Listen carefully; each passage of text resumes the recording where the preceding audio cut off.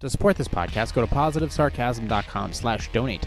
Any amount is appreciated. Once again, positivesarcasm.com/donate. Thank you and enjoy the program.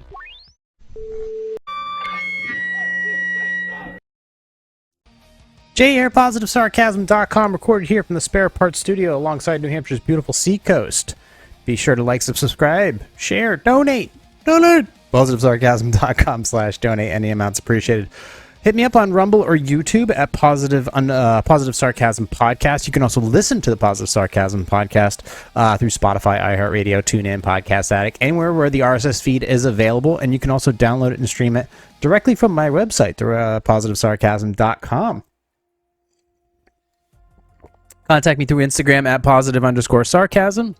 You can email me directly through my website. Just go to the contact page of Positive Sarcasm, or you can email me directly, positivesarcasm@outlook.com. I got a new watch strap. This Edex Le Bear. I always liked this watch. I was wearing a NATO strap with it for a while, but I decided I wanted to upgrade a couple. I'm upgrading a little bit here and there, and I got a Milanese bracelet. It's like a mesh sharky tooth bracelet type thing. Very chain link. Very, very nice. Actually feel like wearing this watch again. Nice little upgrade, goes a long way.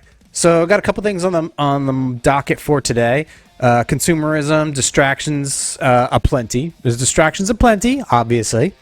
A band that I think you should be aware of, and my supplements at the moment. The amount of supplements that I'm taking just keeps increasing more and more now that I have this new health challenge ahead of me. But we'll start with the consumerism, because this took up most of my...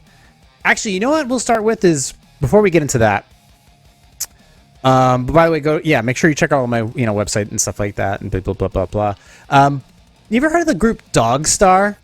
DOGSTAR, literally as it sounds, DOGSTAR. Little 3-person band, out of, I think, California or whatever, and they have like their sound perfect way to sum up their sound. It's a mix between the Black Keys and Queens of the Stone Age. And it sounds pretty good. It's your typical alt rock sound, pretty clean. Bassist, guitarist / singer, and the drummer. Typical band you'd probably see at the House of Blues.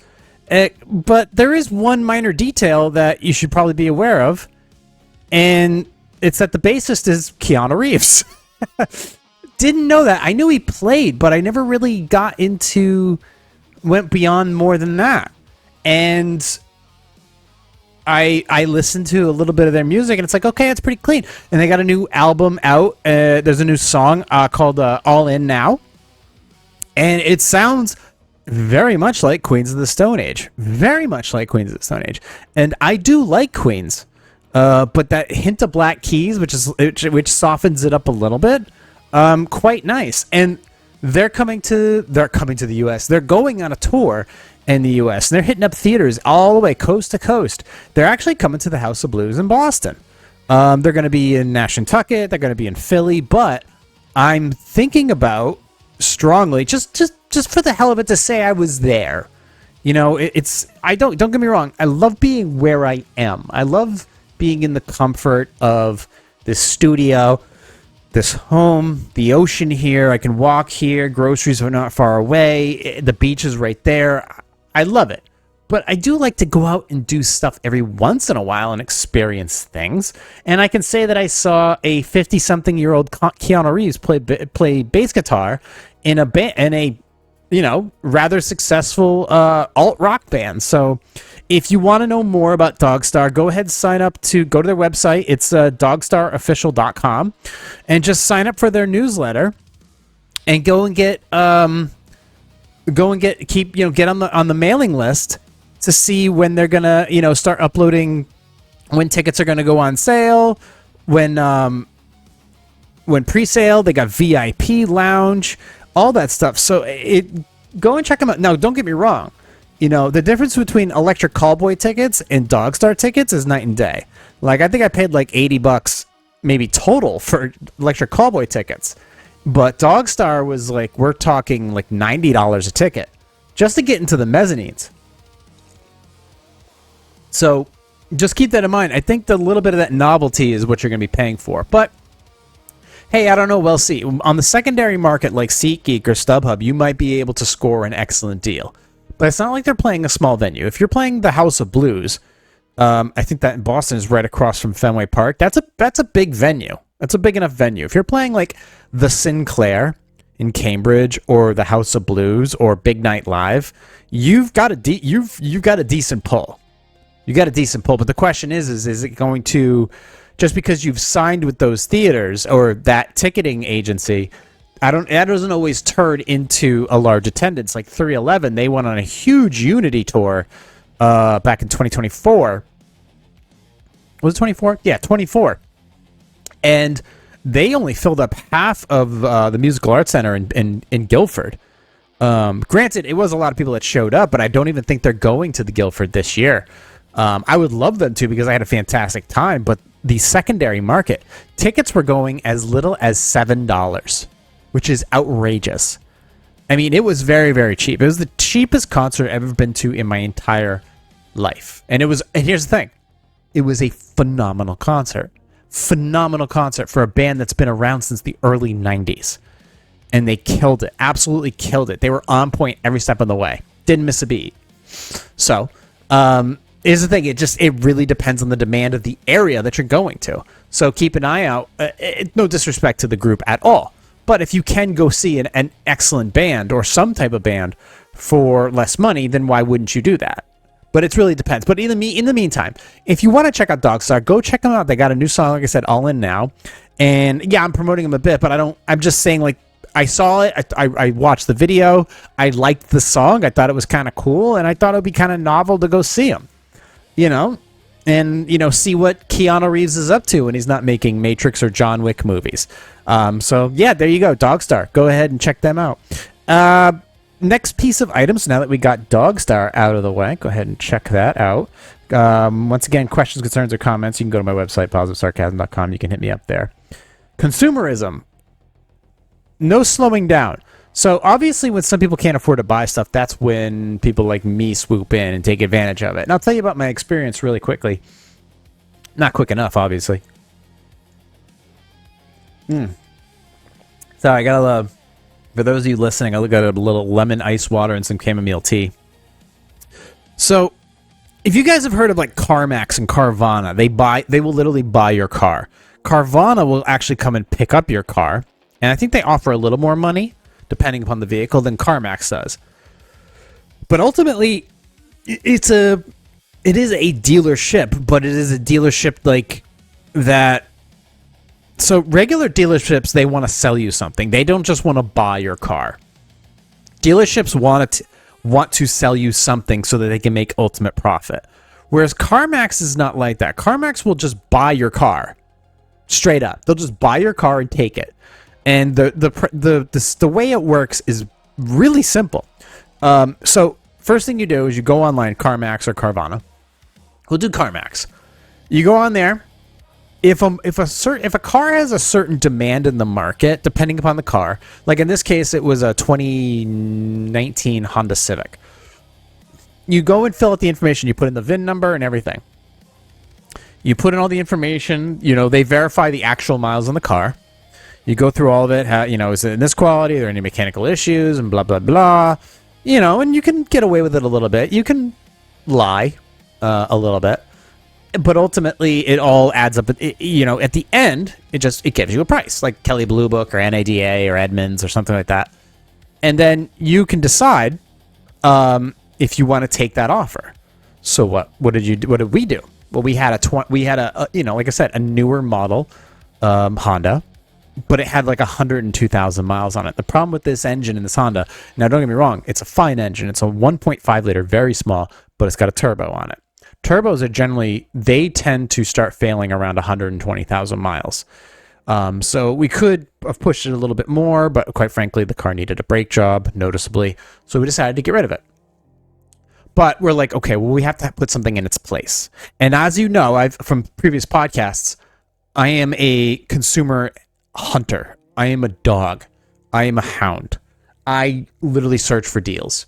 And I've been looking for something a little, something to replace my winter vehicle for a little while now. And I have found a few things, and I've been focusing mainly on, okay, I need it for this many years. So obviously in my cars, I generally drive my cars about between 5,000 and 6,000 miles a year. So say I buy a car at like 50,000 miles, I can drive that car, and my plan is to sell it around 85,000 miles, so I don't have to deal with any of the problems that come up as you either get closer to 100,000 miles or when you get past 100,000 miles. The only car I'll make that exception for is, of course, my muscle car, my Mustang. That is the one where I will always have. That is my summer car. I drive that whenever it's sunny out, period. Okay? And it goes to sleep from like as soon as the snow falls to as soon as the salt is off the roads. So that is the window. Period. So that car, whenever it needs upgrades or fixes or whatever, done. No questions asked. I put aside money every week just for that purpose, whether I'm going to upgrade this or change that or get this fixed, whatever. Doesn't matter to me. There's a fund for it. And it doesn't have to be expensive. If you have a car that you really like and you want to put away money for it like every year, just take like $10, $20, $30 a week and just put it in this fund. Now, in my opinion, if what you should do with that is go and buy something that's going to hold its value. Like, for example, gold. So if you go on to like, open yourself like a Moomoo account or a Webull account or a Robinhood account, and you go and take that and just go buy gold stock. Just go put it in gold, and generally it'll hold its value or even go up, especially lately, because right now, even though the Federal Reserve is probably not going to reduce interest rates for quite some time, or even, as I just said, the Federal Reserve is still printing a shitload of money every month, every day. They're printing tons of money. So every time the government prints money, the value of other items go up. You're weakening the dollar, so obviously gold is going to cost more over the long term, significantly. It's projected to be up to like 120% over the next 3 years. So at this point, there'll be signs if it ever does tank. Obviously, the dollar has to gain substantial strength in order for gold to tank. But what you do is you take this, like you have your car fund, and you buy gold with it, and then when you actually need something fixed, you take some of that money out and you use it. But I recommend that, so if you have a car that you really, really like, or something that you need to keep upkeep with, that is a good way to do it. That's the way I prefer to do it. So, and you put money towards it every week.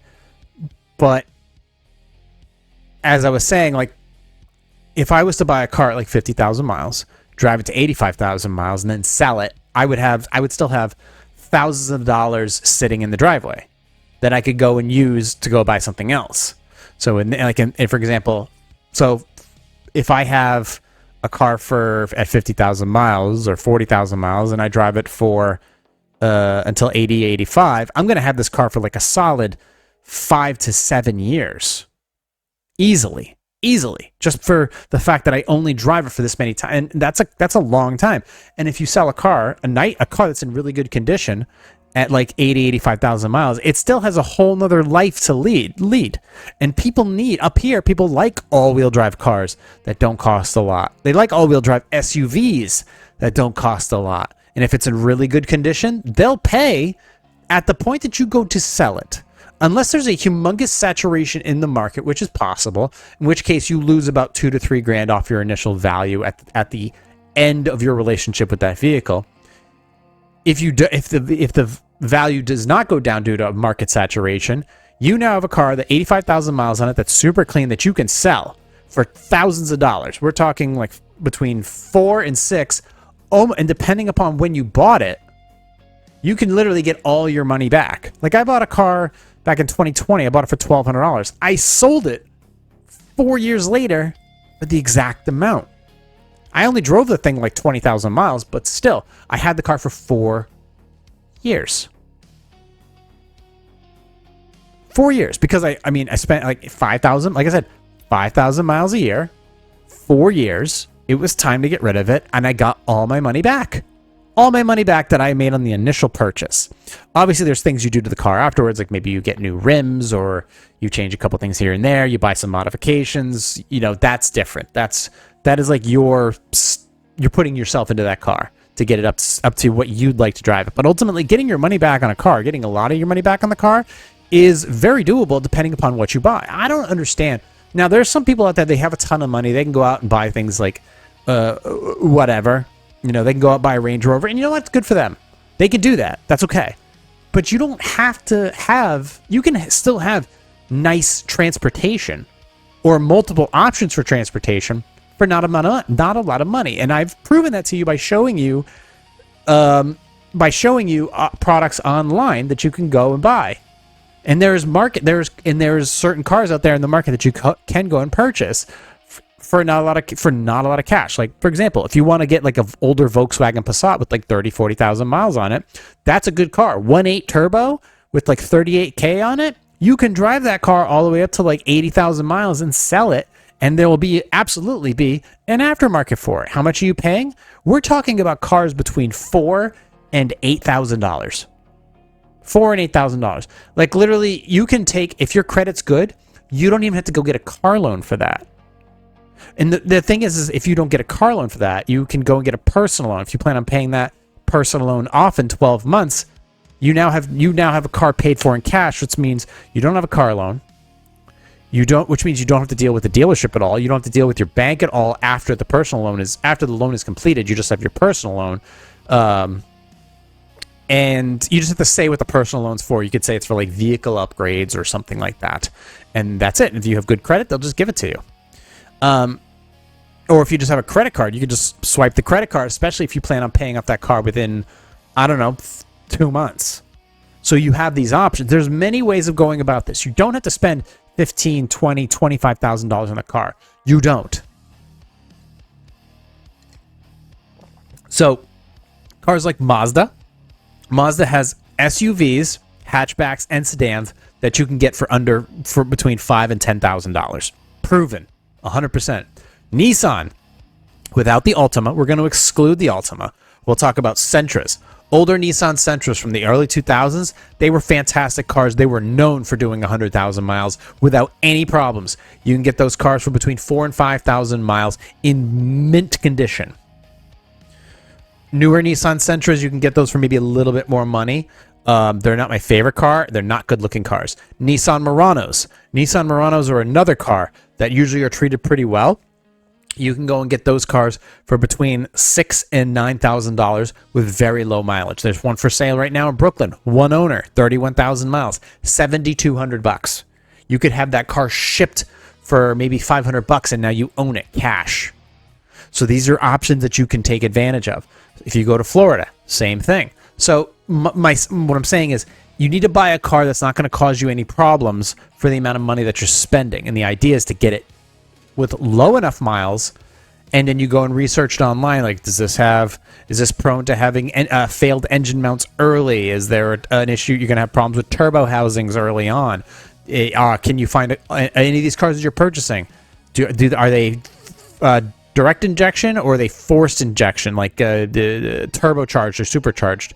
You generally want to stay away from those kinds of cars because they probably won't fail on you. But here's the thing, it'd rather not be worth the risk. Just a standard naturally aspirated engine with no forced air is generally the way I prefer to go. It's one less thing that can break, in my opinion, especially if it has to do with the engine. Okay, now, here's the situation here. We had a car that we were given a 7-day market on. Okay, a 7-day window. So when you submit that thing, you submit it. Now, to prove that your car is actually not a piece of shit like you said online, you have to go to Carmax, which we have one that's about 45 minutes away. We went there. They appraised the whole thing, and they said, "Yep." Here's the thing: all they do, if it is what you say it is, for the most part, all they do is come out. One of the reps, they're non-commissioned reps. They just literally just go out there, take pictures, start the car, look in the interior, and then send those pictures off to their headquarters or whatever, and then those people just review it, which it could be an AI or it could be an actual person, and then they just check it off. They don't care. They really don't. They're not like a state trooper. They're not like dipping in that and looking at this and checking the tint. They literally don't give a shit. They just want to know that the car that you're bringing to them has a clean title, is not broken, and if it is, to what degree is it broken? Is it drivable?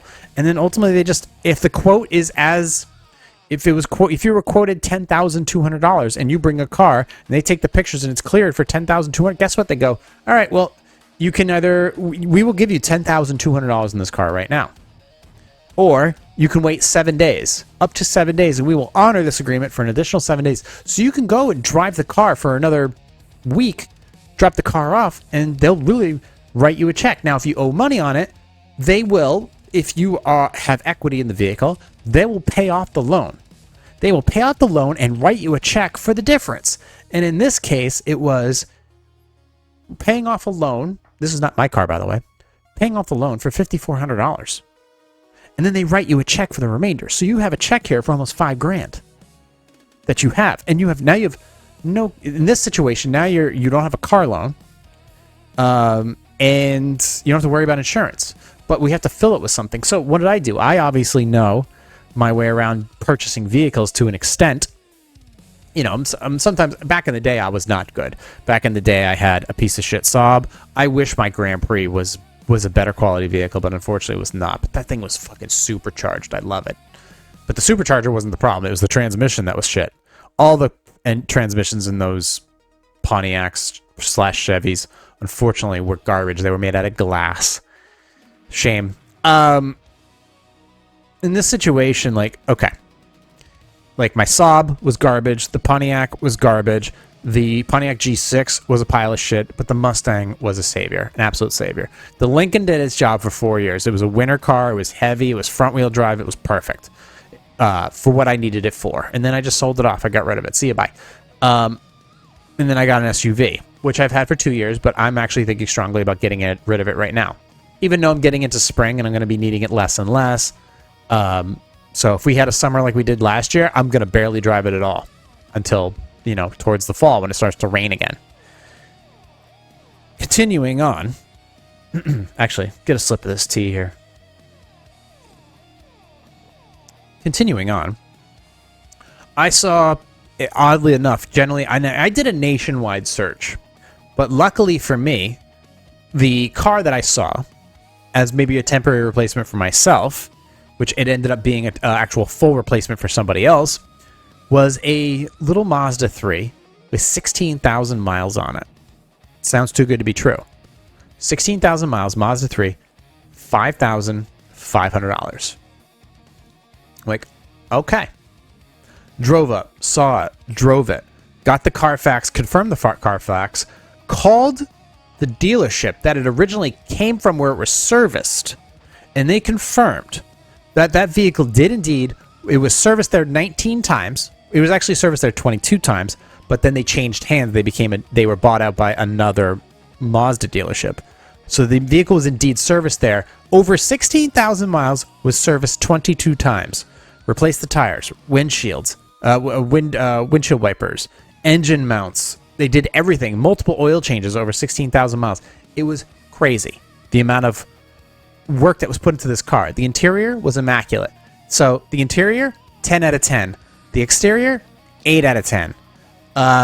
Beautiful car. Beautiful little simple car. Literally just a couple, changed the antenna because it corroded because it's an older car. It is an older car. It's an '06, but it only got 16,000 miles. Turns out it was an old man who owned this car. He drove 800 and change miles per year. That's it. Basically less than 900 miles a year on this car. And I'm like, this is a no fucking brainer. Once I basically made a quick deal with them, let them make their front end deal because they probably own that car for like, I don't know, $4,000. And I just said, this car's mine.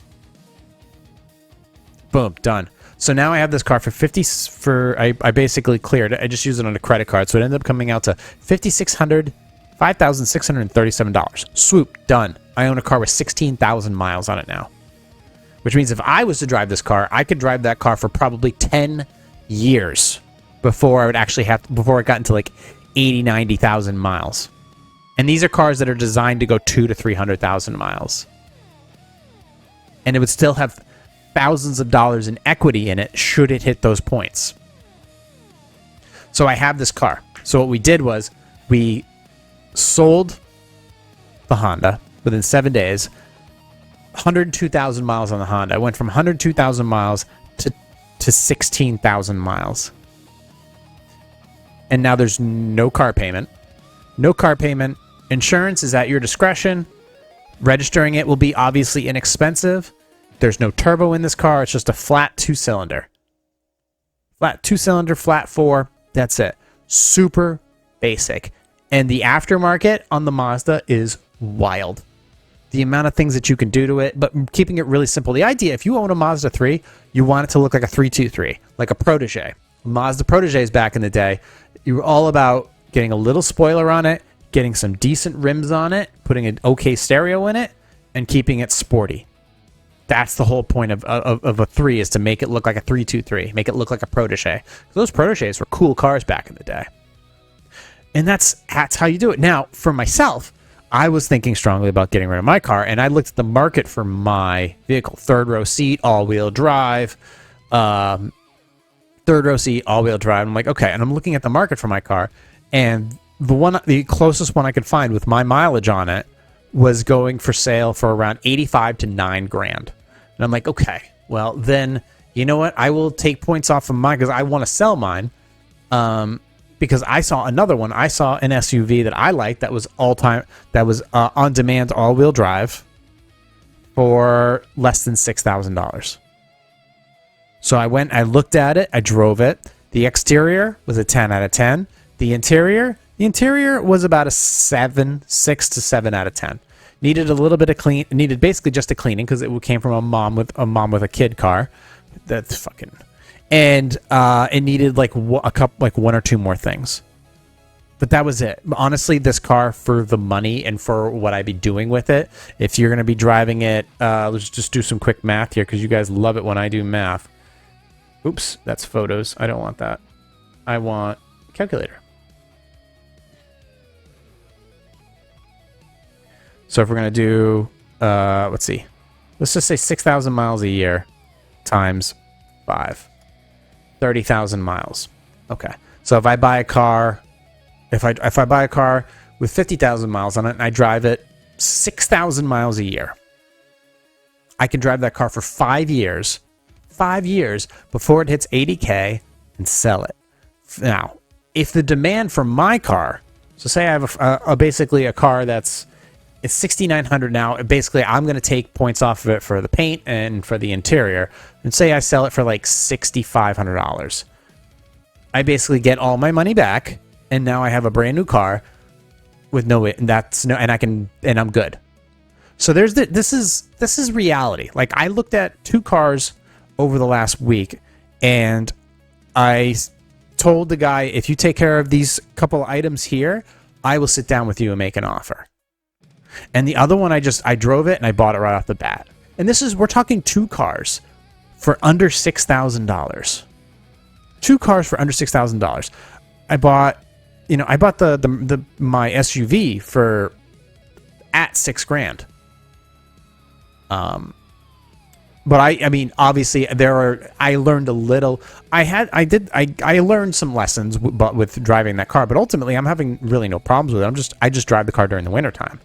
And I can easily sell that car for thousands of dollars because it is a all-wheel drive SUV in the New England area that's comfy, has a great sound system, and it's got a third row seat. So with only like 70-something thousand miles on it, that car will sell. That car will definitely sell. It's a question of, though, how much can I stretch to get away with it? And that's the thing. So that will determine how much easier it is to deal with the fact that I got another car within 2 years. But it got me successfully through 2 winters. So ultimately, like, think about it like this. If you buy a car for $6,000 and you sell it for $4,000, that means that you bought that car for $2,000, not including maybe things you did to it, like you upgraded the rims or you bought like seat covers or something. But ultimately, besides that, you bought that car for $2,000. You drove for 2 years, which means you own that car for 2 years, $2,000, which essentially over the course of which basically is like a lease. So $2,000 divided by 24 is $83 a month. So basically for $83 a month, you drove a car that passed inspection, did everything. It got through a major snowstorm with no issues whatsoever, has drove hundreds of miles, all, for Christmas, this, that, and the other thing, went up to Maine, it does all that stuff for nothing. So if you end up selling that car for $2,000 less than you bought it for, you only paid $83 a month for that car. That's the upside of it. And even if you say it's $3,000 and divide that by 24,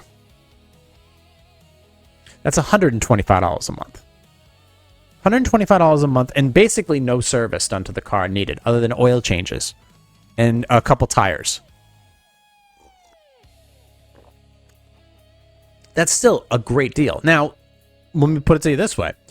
If I end up selling that car for $5,000 and it's only $1,000 and I drove that car for 2 years,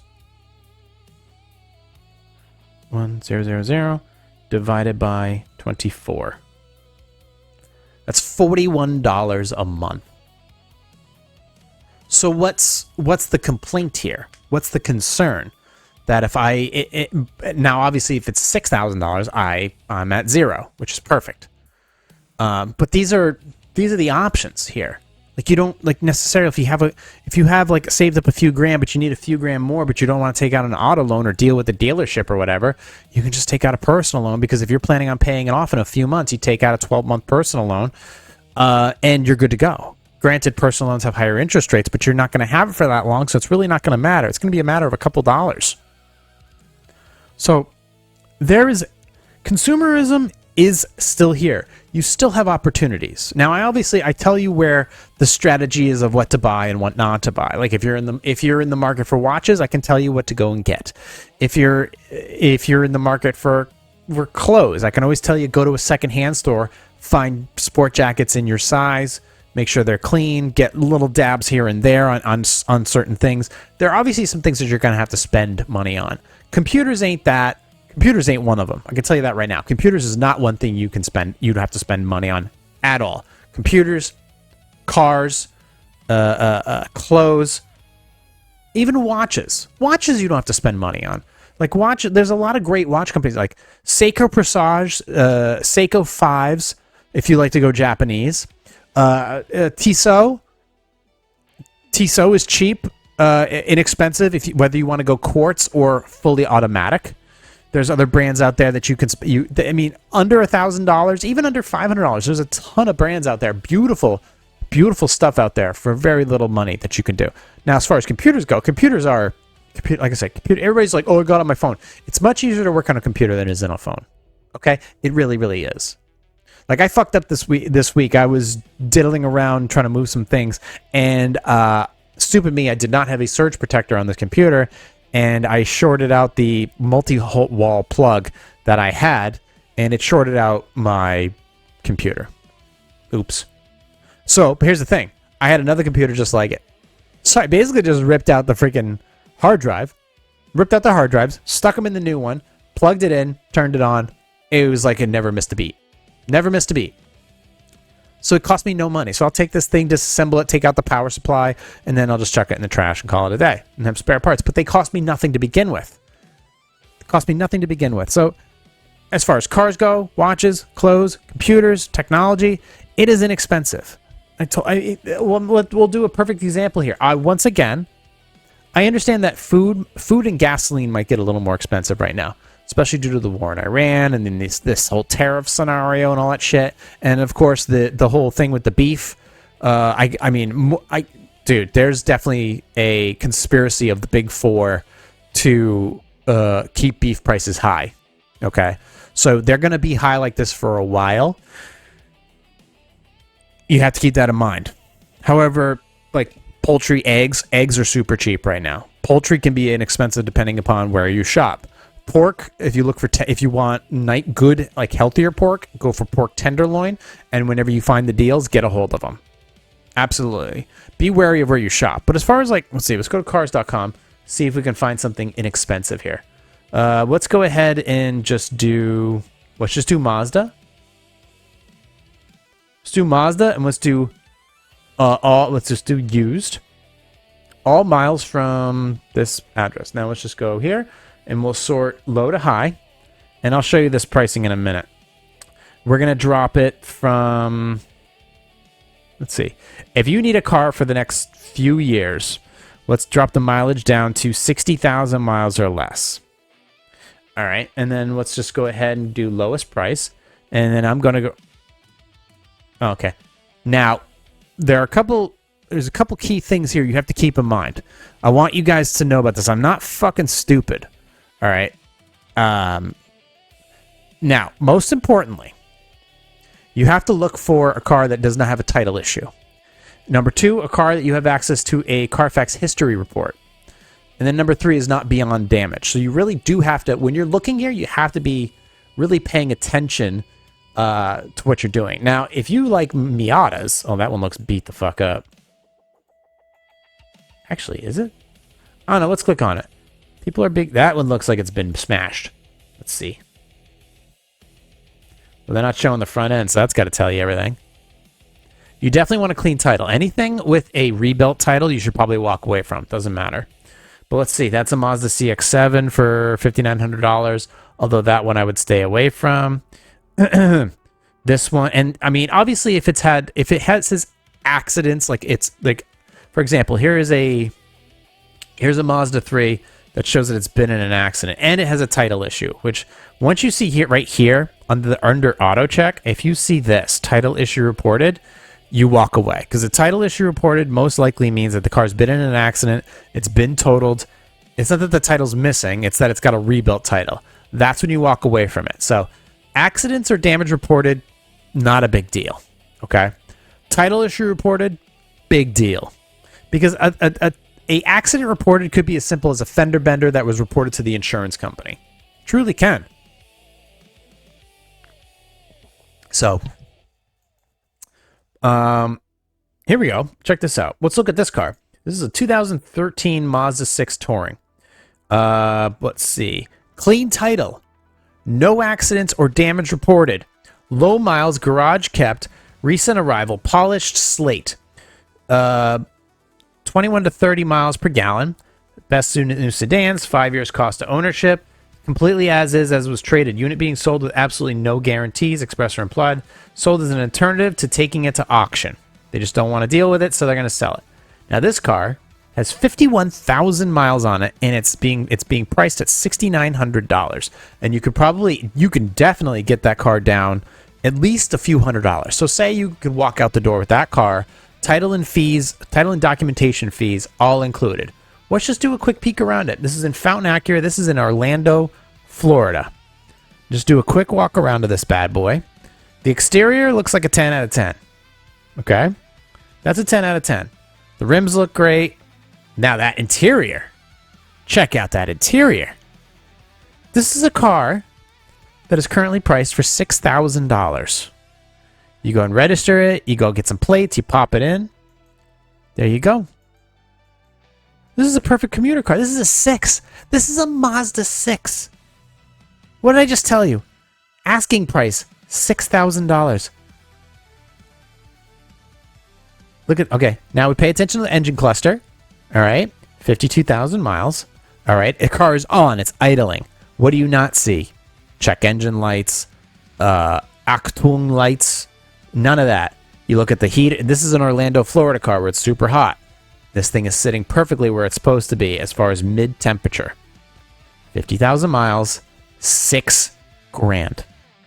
$6,000. That's it.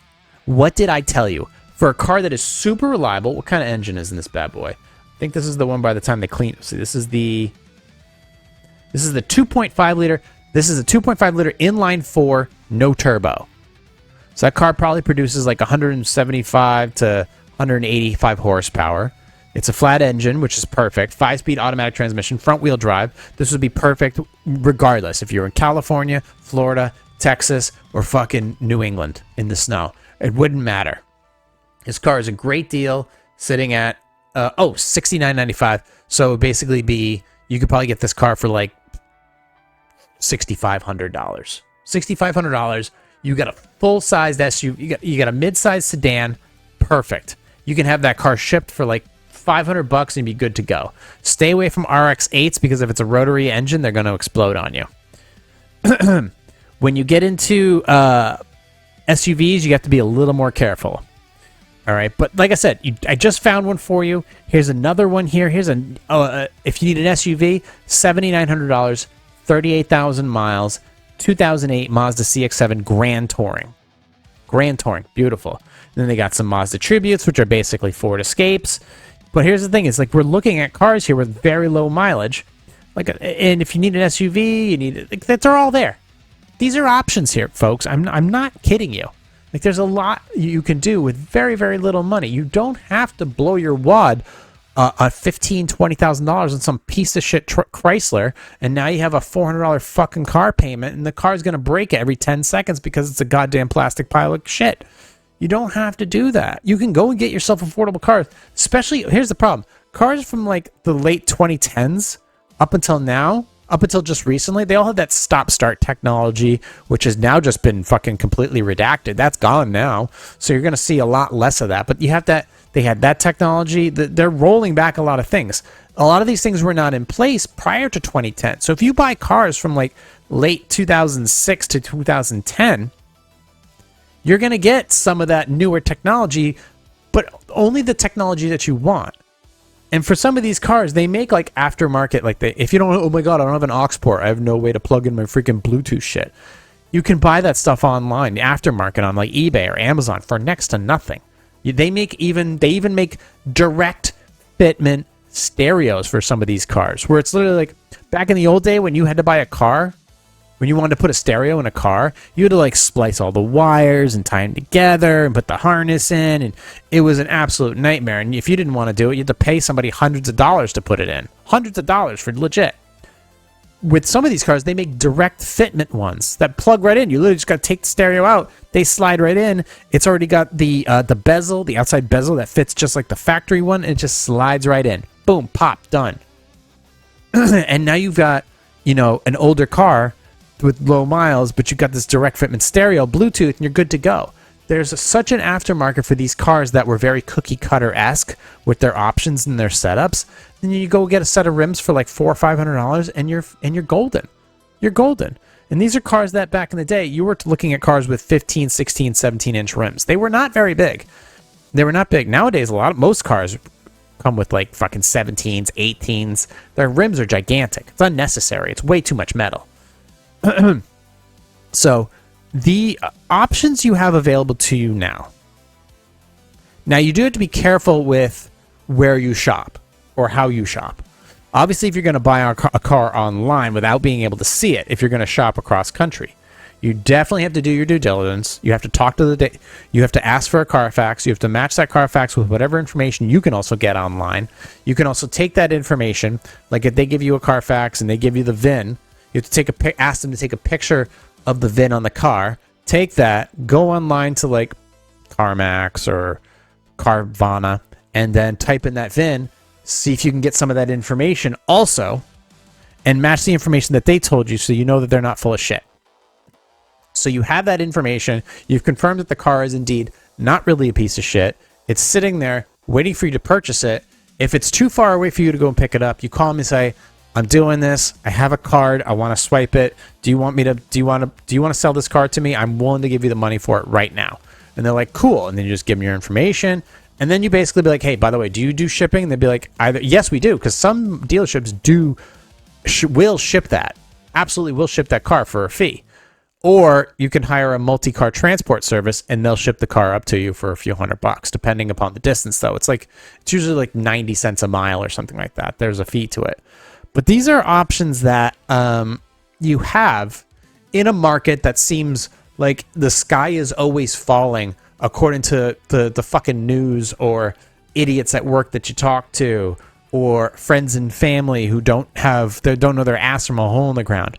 The consumerism market is alive and well because this whole country thrives. It depends on consumerism. It depends on your capital, of us being domestic tourists of our own state and cities. So it relies on you to buy stuff. And the car market is going down It's going down because there's just too much shit out there that with too much miles. And there's a crazy thing is Carmax is buying up these cars. They're spending double the amount of money, and I don't know what they're doing with them. They just literally just bought a car with 100,000 miles on it for fucking 10 grand. The question is, who's going to buy that? But the thing is they don't care. There's just a number on the board. It's the number. It's like, oh, well, that's what it's worth. Well, here you go. Here's your money. Now you have to flip that car for a profit. Number one, you're going to have to change the brakes on it. You're going to have to make some type of extra repairs on it. So that's going to cost you at least $1,000 right there. So now you're into the car for 10 to 11.2. Now you're into the car for 11.2. And then you got to do other things to it. What else you got to do to it? I don't know. You got to ship it here. You got to ship it there. You got to clean it up. It's like, okay, now you're into the car for 11.5, which means in order to make a real profit, you have to sell that car at 13.5. Who the fuck's gonna buy a car for $13,000 with over 100,000 miles on it? You know the answer to that is, right? Who fucking cares? Because it's not your problem anymore. You can find me on Instagram at @positive_sarcasm. You can find me on Instagram at positive sarcasm. You can find me on my website, positivesarcasm.com. You can email me there, or you can email me directly, positivesarcasm@outlook.com. We'll talk about the supplement thing next week. And then also, if you want to download this podcast, Spotify, iHeartRadio, TuneIn, Podcast Addict, Apple Podcasts, anywhere podcasts are available. Also downloadable on Substack, and you can download it and stream it directly from my website, positivesarcasm.com. YouTube channel, Positive Sarcasm Podcast. Rumble channel, Positive Sarcasm Podcast. In the meantime, man, what a weekend. I'll talk to you all next week. Recorded here. Thank you for listening, watching, subscribing. Talk to you next week. Recorded here from the Spare Parts Studio alongside New Hampshire's beautiful and getting warmer seacoast. It's almost time to break out the Mustang. For entertainment purposes only. It's been a Positive Sarcasm presentation.